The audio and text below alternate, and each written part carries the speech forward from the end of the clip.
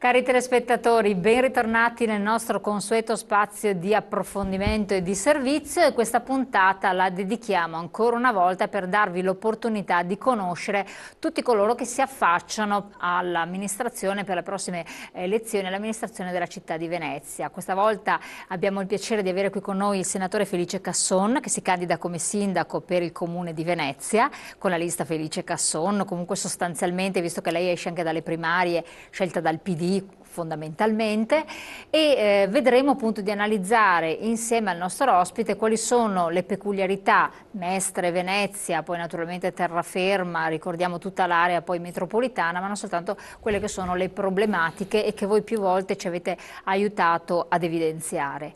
Allora, senatore, è una realtà molto, lo sottolineiamo sempre, ce lo dicono anche i residenti, gli abitanti, è una realtà estremamente difficile e complessa. È difficile prendere le parti dei veneziani, di Venezia, città insulare, come è difficile anche comprendere con certe decisioni chi invece quelli che sono i mestrini, che vivono una realtà completamente diametralmente opposta, senza trascurare poi gli abitanti delle isole, con tutto il rispetto parlando, perché altrimenti ci uccidono. Vediamo un po' di vedere un po' quali sono gli aspetti focali. In questi giorni si parla costantemente, perché è un'esigenza, qualcosa di sentitissimo, di sicurezza, e purtroppo queste zone sono carenti sotto alcuni profili, lo vediamo purtroppo anche dalle cronache. Cosa vuol dire per lei sicurezza e dove questa realtà multiforme risulta essere non sicura? Innanzitutto buongiorno, devo dire che sono candidato di tutto il centro-sinistra, nel senso che abbiamo fatto le primarie della coalizione molto ampia a metà marzo di quest'anno, e all'esito delle primarie sono risultato vincitore, quindi rappresento il centro-sinistra in senso ampio, e quindi sono il candidato di 6 liste, tra cui quella appunto la lista Felice Casson, ma anche quella del Partito Democratico, delle altre liste a sostegno. Per venire al tema proposto inizialmente, che è quello della sicurezza, devo dire che questo tema è uno dei principali, che sono sentiti fortemente dai nostri cittadini. Quando poco tempo fa è stato fatto un sondaggio relativamente alle preoccupazioni che sono vissute nel territorio di Venezia Mestre, 2 sono stati i temi che sono stati segnalati. Il primo è quello della sicurezza, il secondo è ovviamente quello del lavoro. E questo è particolarmente significativo perché coincide con la percezione che abbiamo tutti quando giriamo per i nostri territori, nel senso che ci sono dei dati oggettivi che ci sono forniti dal Ministero dell'Interno, dalle forze di polizia, dalla stessa magistratura, che ci dicono che nel corso dell'anno passato ci sono stati degli aumenti esponenziali, in particolare di 2 tipi di reati. Dei reati contro la pubblica amministrazione, quindi corruzione, abusi, malaffare, e dei reati cosiddetti predatori, cioè le rapine, i furti semplici, i furti aggravati, gli scippi, e questo è ovvio che ha destato sempre più preoccupazione e un senso di insicurezza. Se poi giriamo per la nostra città, come praticamente faccio tutti i giorni, ci si rende conto che dai commercianti, gli esercenti, i semplici cittadini, soprattutto in alcune zone di Mestre, ci si dice: guardate che noi sentiamo fortemente la necessità di avere una presenza rassicurante nel nostro territorio. Ed ecco, per questo è che io ho preso come punto fondamentale, uno dei punti fondamentali del mio progetto di città in Venezia e Mestre, quello della sicurezza, rispondendo innanzitutto che per la sicurezza non darei alcuna delega, nel senso che proprio... Quindi l'avoca... No, no, me la tengo direttamente, non la concedo a nessuno, perché sono convinto che sia veramente il tema principale, e tra l'altro è un tema particolarmente delicato, perché è ovviamente fondamentale il lato repressivo e preventivo della questione sicurezza, e di cui dirò tra un attimo, però è un aspetto che va coniugato assieme a quello del degrado urbano e a quello della inclusione nei confronti di tutti quanti. Il primo aspetto è certamente importantissimo, perché vuol dire riportare sul territorio della nostra città la polizia municipale. Ci sono dei compiti della polizia municipale che possono essere svolti da impiegati comunali ordinari, e credo che bisogna proprio ristrutturare la polizia municipale e fare in modo che i servizi tecnici che operano sulle strade, sulle piazze, in giro per il nostro territorio siano rinforzati e quindi la gran parte dei vigili della Polizia Municipale sia sul territorio. Ecco, io lo interrompo un attimo proprio facendo delle obiezioni che ci sono state anche poste. Molti dicono che comunque i vigili ci sono, soltanto che sono impegnati a far altro e lo fanno anche con grande solerzia, ovvero le multe che essendoci anche difficoltà adesso di posteggio evidenti, c'è stata anche una ristrutturazione importante soprattutto a Mestre, lei ben sa, i vigili sono impegnati in questo che poi serve peraltro anche a far cassa per il comune eccetera, quindi i vigili esistono però sono impegnati in questo e questo è lamentato dai commercianti e dai cittadini. Ma esistono però un'impostazione diversa di polizia amministrativa, di polizia municipale, nel senso che noi abbiamo poco meno di 500 appartenenti al corpo della Polizia Municipale nel Comune di Venezia e queste persone chiedono loro stesse, perché io ho avuto vari incontri non solo con loro singolarmente, ma anche con i loro rappresentanti sindacali che hanno fatto delle proposte di ristrutturazione loro stessi per rinforzare i servizi sul territorio. Cioè bisogna tornare a quella specie di figura che si chiamava poliziotto di quartiere, di prossimità, di vicinanza, che deve essere il riferimento dei cittadini e loro stessi devono conoscere il territorio su cui lavorano. Il problema delle multe, le multe si possono anche fare per chi non rispetta le regole, ma non deve certo essere questo il compito fondamentale. E assieme a questo aspetto va considerato che bisogna saper lavorare anche in collegamento con la Polizia Nazionale, che può essere i Carabinieri, la Polizia di Stato, la Guardia di Finanza e a questo punto bisogna sapere entrare in contatto con loro, perché bisogna sapere di che cosa si tratta, che cos'è la sicurezza, come la si affronta e bisogna essere in grado in qualsiasi momento di alzare il telefono, di parlare con i vertici dei Carabinieri, della Polizia, della Guardia di Finanza e dall'altra parte del filo ti rispondono e sanno che hanno un interlocutore che sa benissimo di che cosa si tratta. Questo invece non c'è. No, questo non c'è assolutamente, è un aspetto che è stato assolutamente abbandonato e invece l'aspetto del coordinamento diventa fondamentale, perché ci sono tanti fenomeni anche di abusivismo, di persone che non rispettano le norme, le leggi, anche in materia di commercio e che quindi bisogna assolutamente che vengano messi in condizioni di rispettare e bisogna che i cittadini vedano che le norme vengano fatte rispettare. Il secondo aspetto collegato strettamente a quello della sicurezza e quello del degrado urbano, perché ci sono zone della nostra città, non soltanto a Mestre ma anche a Venezia, io ricordo ad esempio Campo Santa Margherita, alcune calli attorno, in cui c'è un degrado urbano visibile, specialmente durante le ore serali e notturne, e dove ci sono queste situazioni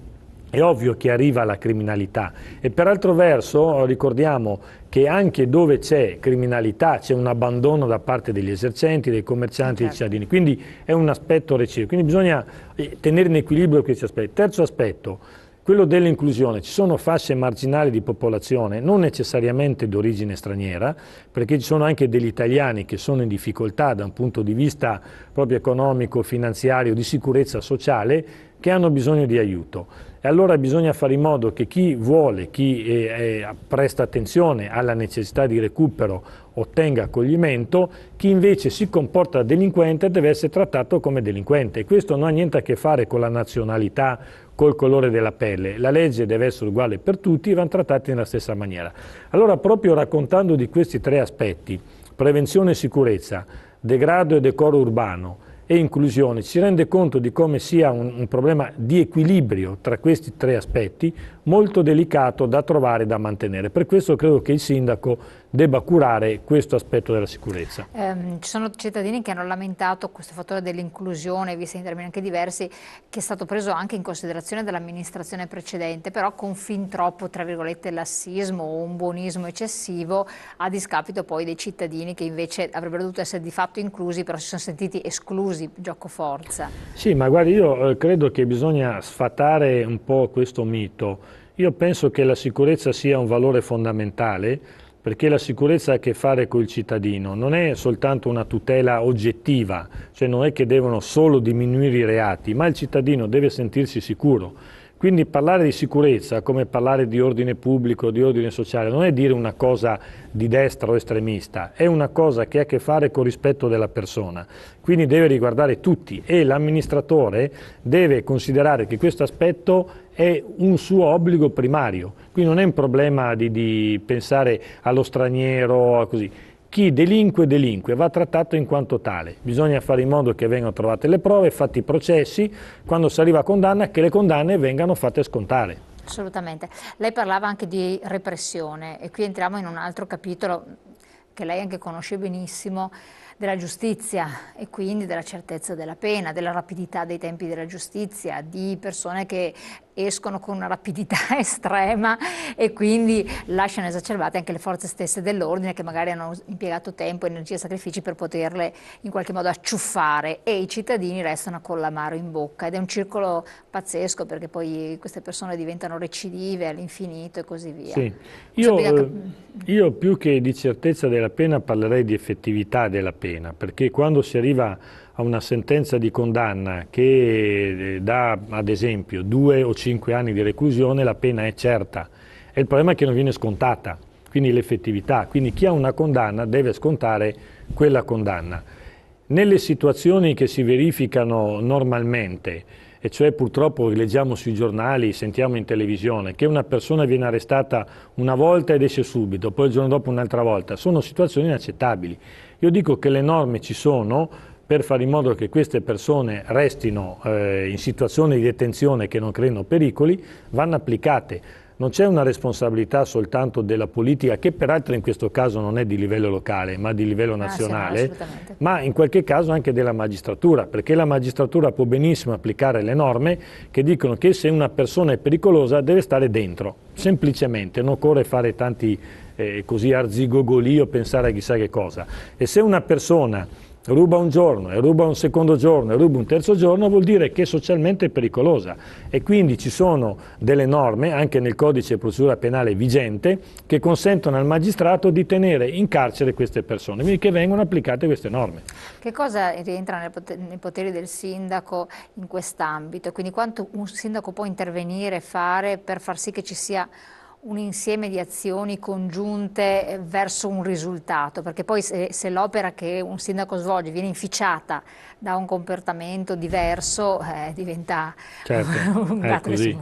No, ma io faccio un altro accenno che ritengo importante. Oltre a mantenermi la delega per la sicurezza, io ho l'intenzione, già espressa peraltro, di acquisire una competenza specifica attraverso persone competenti in materia di anticrimine, perché ci sono anche nel nostro territorio situazioni di criminalità evidenti. Sto pensando ad esempio alla zona del Tronchetta a Venezia o allo spaccio di sostanze stupefacenti in altre zone che creano certamente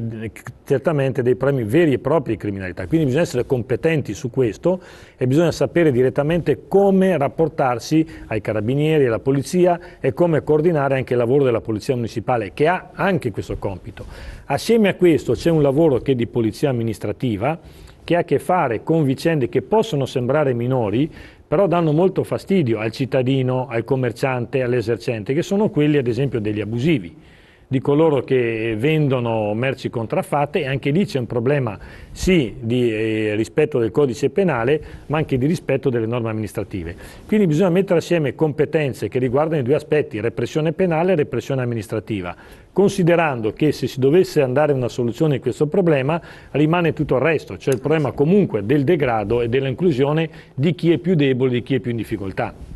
Un altro aspetto che riguarda comunque sempre la sicurezza, ne ha accennato anche lei all'inizio, è quello della legalità, la corruzione quindi dilagante, corruzione che ha creato proprio il male anche di Venezia, che ne è stata coinvolta in primis. Venezia tra l'altro è una capitale europea, è innegabile dirlo, quindi diventa anche il nostro biglietto da visita, è una responsabilità enorme quella di sindaco di Venezia come portavoce di un emblema del nostro paese. Quando si dice Made in Italy, Made in Venice, Venezia è conosciuta da tutti, però bisogna che Venezia si trasformi, cioè diventi quella che poi è stata trasformata la New York. New York era gli Stati Uniti e il sindaco ha fatto un lavoro difficile, ma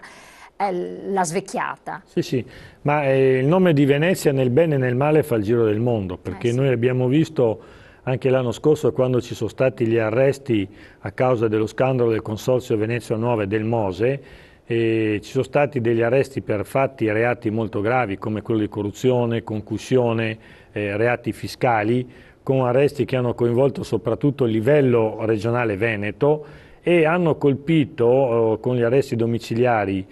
l'allora sindaco di Venezia, però non per questo tipo di reati, ma per il reato di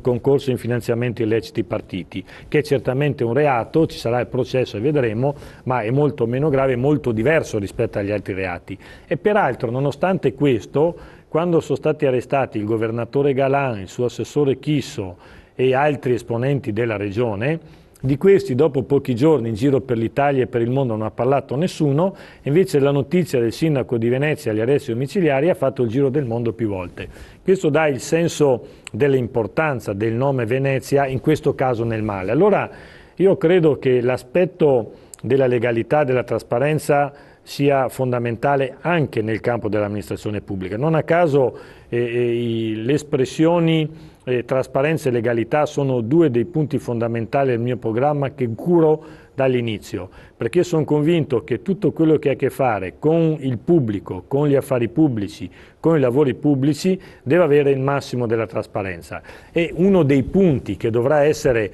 riformulato anche all'interno delle direzioni amministrative comunali sarà proprio questo, e cioè di avere una direzione che sappia intervenire in maniera preventiva sugli aspetti degli appalti pubblici, della legalità, della trasparenza, e non ci potranno più essere carte segrete, carte riservate, carte che non possano essere date ai cittadini. Cioè di fronte al diritto di ogni cittadino, di ogni associazione ad accedere agli atti della pubblica amministrazione, in questo caso comunale, bisogna che la risposta pubblica sia positiva. Ci può essere per qualche giorno un blocco nelle copie, nella visione degli atti, però tendenzialmente tutto deve essere trasparenza, tutto deve essere messo in vetrina. Questo credo sia un comportamento che deve assolutamente essere una caratteristica di una nuova amministrazione come quella di Venezia. Questo quindi è un aspetto dolente che lei riscontra nell'attuale sistema vigente, pur commissariato, eccetera, quindi non si riesce a penetrare. Sì, ma io direi purtroppo di tante pubbliche amministrazioni, non voglio dire di tutte perché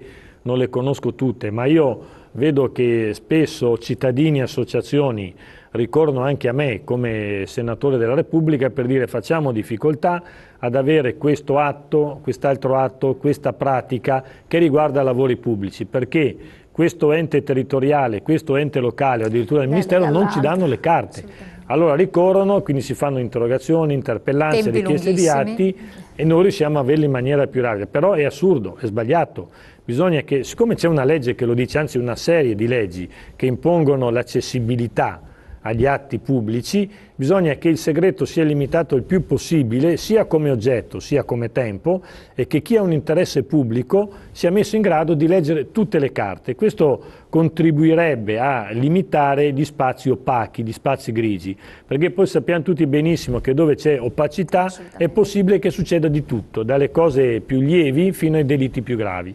Ecco, a volte l'opacità si realizza e viene fatta, come anche tutti questi gangli complessi della pubblica amministrazione, questi 3000 passaggi, eccetera, non per un maggior controllo, ma per giustificare ormai dati di posizioni esistenti. Sappiamo che Venezia ha un sistema pesantissimo, quindi un apparato comunale mostruoso, poi le partecipate raggiungono numeri che sono inimmaginabili, più di 3500 dipendenti, 6000 con le partecipate, insomma numeri da capitale, sì, con dei costi altrettanto spaventosi e che poi vanno a riempire tutto questo sistema qui. Questa è l'altra questione che adesso vorrei che affrontassimo insieme. Io gliela butto là, andiamo in pubblicità prima, poi ritorniamo così lasciamo i nostri telespettatori un po' in suspense tra pochissimo.